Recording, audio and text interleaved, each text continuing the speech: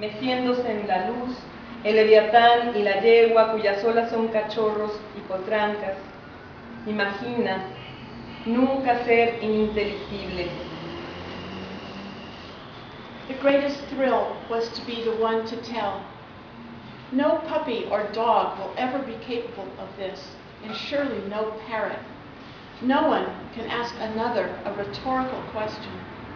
We can only read stray rocks, and first we must learn their names. Such a record turned upon a screen, blowing the desert past, would take 16 days and 4 hours. He lay in the sun to add to his ugly tan.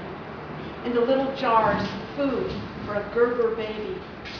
Through the windows of Chartres with no view, the light transmits color as a scene.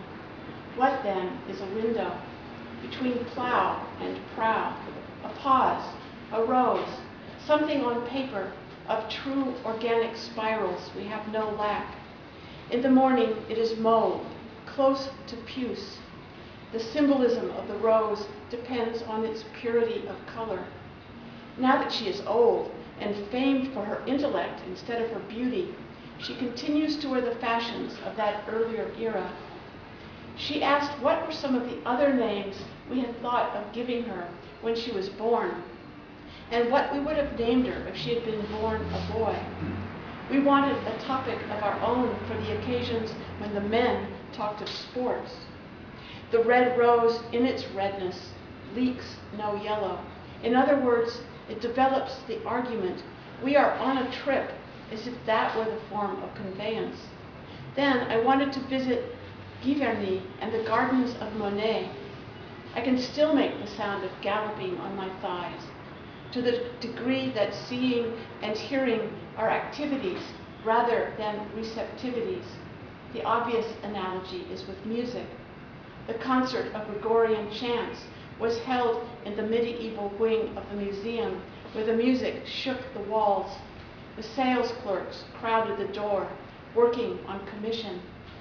A frighted, fool child. To oviposit the mosquito, her eggs must on a full blood meal feast, and completely again, never politics withdrew. You can't assume no remorse merely because the stripping away of superfluities is described as remorseless. The symbolism of the rose depends on its thorns. That is more or less factual and hard to miss. In one night, I had done a week's writing. We didn't have to think about cooking because we had been invited out.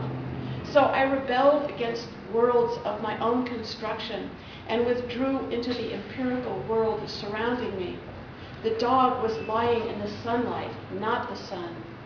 The number of legs doesn't matter, any more than the number of wheels on a car.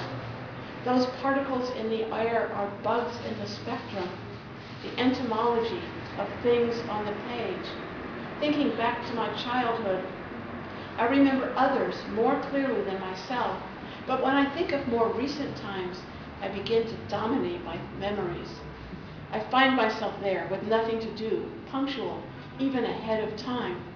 It's hard to make a heart go pow, pow, pow at description, but with that fat music on big feet, I go beat, beat, beat, and twitch containment.